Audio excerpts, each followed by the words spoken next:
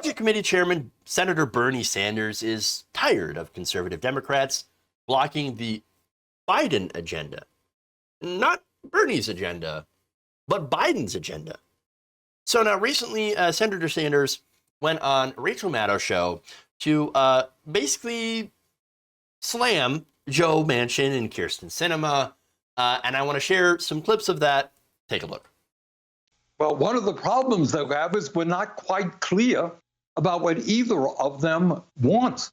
I think that you are right. According to press reports, Senator Sinema is not unsympathetic to doing something on climate. On the other hand, according to press reports, are they true or not? I don't know. But the press says she is does not want Medicare to negotiate prescription drug prices, despite the fact that 90% of the American people want to lower prescription drug costs in America, and that she doesn't want to have increased taxes on the very wealthy. Is that true? I don't know. But that's one of the problems, is that we hear this from third parties, and we haven't heard that directly from her, nor have we heard the specifics in terms of what Manchin wants. I am tired of the generalities, hearing what Mr. Manchin and, frankly, Ms. Sinema are saying. And if they want to negotiate, let's negotiate. But when you got the overwhelming majority of the American people, the overwhelming majority of the Democratic House and Senate caucus, when you got the President of the United States, it's not a 50-50 deal. Mr. Manchin deserves to be heard. He deserves to get some compromises, but it is wrong for one or two people to think that they can dictate the outcome of this process. All right, so I'll disagree with Bernie Sanders a little bit there. I don't think Joe Manchin needs to be heard at all, but that's just my opinion. But all right, so now this video is kind of in response to Manchin saying that Bernie Sanders, and the reason that he opposes Bernie Sanders is because, well, I don't want an entitlement society like Bernie Sanders does. Entitlement society. Bitch, you literally live on a yacht. I mean, come on. Oh, you don't understand. It's a houseboat. Oh, it's different. It costs like $50,000. That's more than half of Americans earn in a year. Please. So, no, as for Sinema, look, Kyrsten Sinema took $750,000 from the pharmaceutical industry. These are incredibly wealthy people that think that going to the doctor or getting childcare is somehow entitlement. Oh, the entitlement. You know what, bitch? We are entitled. In fact, Bernie Sanders went back and he said, yeah, I think we are entitled to these things. We're entitled to, our tax money actually going and doing things for us instead of for giant corporations. And that has been his consistent message for like 40 years. So now what's frustrating here is that Manchin, he knows, because of the structure of our government and because of the fact that he is necessary. Republicans and a lot of people give me criticism, right? Why don't you talk about how Republicans aren't going to vote for the bill? Well, that's because we all know that Republicans will never support anything under a Democratic president. I think it's been proven by now that the Republican Party is the obstructionist party. Plain and simple. Anytime a Democrat gets into power, the number one priority of the Republican Party is to torpedo them. And that's what it is. Plain and simple. So we don't even talk about Republicans in this case because we already know their position. They're going to filibuster the bill no matter what, which is why, of course, you have to do budget reconciliation, which is why you have to do or eliminate the filibuster. Now, the problem is you have Manchin and you have Sinema that say absolutely not. And you have to have 50 Democrats, or at least 50 people to caucus with the Democrats. You've got 48 senators and two Democratic senators, 2 independents. And then, of course, you have the vice president who casts the 51st vote. And that's how you can actually get things done. Now, our system is set up in this way in order to stymie progress. And unfortunately, as a result of that, a direct result by design of the Senate to halt progress. It only takes one, in this case, in this situation, to tank the whole damn thing. So that's the problem, okay? That is the issue. That's why there is so much focus on Joe Manchin and Kyrsten Sinema, okay? Or as you point out, Karen Sinema, which I think is pretty appropriate. So now Manchin, since he's in this position of power to be able to stop this, he's reveling in this, by the way. He's like, oh yeah, look at me. I got all the power here. And I say no more than $1.5 trillion, which this has already been, I mean, it's already been cut. It's already been watered down. It's already been negotiated down from 10 trillion to 6 trillion to $3.5 trillion. Now he says 1.5. And Joe Biden says, well, you know, we can go 2.2. No, 3.5 was the compromise. It's disgusting. But now Manchin puts out a statement. He says, you're just going to have to pick something to get rid of. Actually, there are 3 things here. I'm going to let you choose 2 things to get rid of. So now Axios reported this, that Manchin is telling colleagues that progressives need to pick just one of President Biden's 3 signature policies for helping working families and discard the other 2. He wants others to choose between expanded child tax credits, paid family medical leave, or subsidies for childcare. Now, the rest of the Democratic Party wants to put those things in it. They want all of those things in there, and there's no reason why they can't be in there.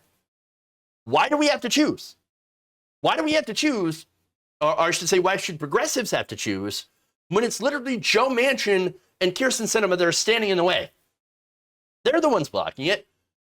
So if you're blocking it, why don't you go out and tell the American people why we can't have all of these things? Why don't you tell them? Why don't you tell them? You get the balls to tell them. That's why. You want somebody else to do it. Sickening. Sanders responded to this by saying that, quote, there are 48 senators who support $3.5 trillion. We have 2 people who don't get it. It is wrong. It is not playing fair. 2 people do not have the right to sabotage what 48 want. The time is long overdue for him to tell us with specificity, not generalities, we're beyond generalities, with specificity, what he wants and what he does not want, and to explain that to the people of West Virginia and America. By the way, he absolutely should. I agree with that. West Virginians overwhelmingly approve of Biden's $3.5 trillion package. So why doesn't the senator from West Virginia have to, not have to go and explain to his constituents why he's screwing them over? And again, as I said before, $3.5 trillion is a compromise. I remember back in a time when Joe Manchin said it was $4 trillion. Oh yeah, we'll definitely do $4 trillion. And then, looks like he had a long talk with his donors, or a look at his own finances, which are heavily, derived from coal. He makes twice his congressional salary off investments in Enersystems, which burns waste coal that is too impure to be burned in other plants, which, by the way, creates massive amounts of greenhouse gases at a time where climate change, again, it feels almost wrong to say that at a time where climate change is most important. It's always been important. It's been important for the last 50 years and longer, of course, but since we've known about it for at least 100 years or longer. We've known that it's a problem, and yet, thanks to the industries and thanks to the lobbyists who take that dirty money and stuff it into their pockets, that's why we can't do anything about it. That's why they're refusing to do anything about it. Now, one more thing here. So now Bernie Sanders has been speaking out against Kyrsten Sinema and Joe Manchin, and not only that, but he also withheld its support from a joint statement that condemned last weekend's protests against Senator Kyrsten Sinema. And So now he said, look, I'll sign it, but only if we actually include a rebuke of her political views. Okay. Now, Sanders wanted the statement to urge Sinema to drop her opposition to prescription drug reform and support Biden's $3.5 trillion plan. Sanders Communications Director Mike Kaska, in emails, asked the statement be edited to include the preface, while we hope Senator Sinema will change her position on prescription drug reform and support a major budget reconciliation bill, an aide to Senator Cory Booker, who organized the statement, said Booker would not accept the edits. Now, Booker, of course, is well known for taking lots and lots of pharmaceutical industry money, just like Kyrsten Sinema.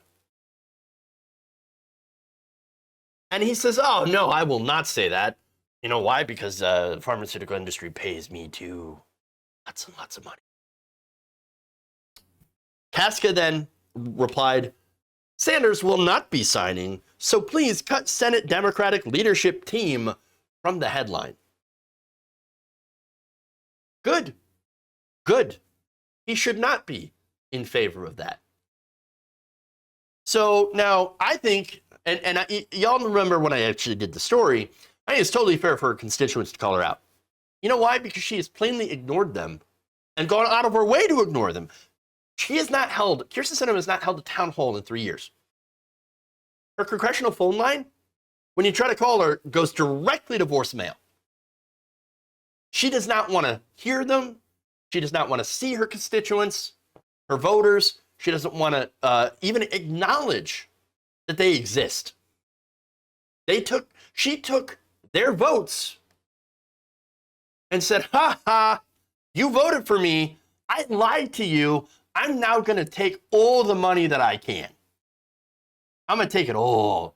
Dude, give me the money. Yeah, shower me in money. And that's exactly what she did. She hates her own voters. Senator Manchin also seems to hate his own voters, at least when you compare it to the money that he gets into his own pocketbook. He's always going to choose the money every single time. And so these two senators have been bought and paid for by these corporations to destroy this incredibly popular bill backed by the majority of Americans and Democrats. If they don't pass this, there's going to be disaster. Democrats will lose the House, maybe might even lose the White House in 2024. This is dire. Biden's approval rating, just today, Quinnipiac University poll, had Biden's approval rating down to 38%. What a disaster. 50% that now have a negative opinion. You know why? Because Joe Biden looks incredibly weak by not getting any of this stuff done. He just looks weak.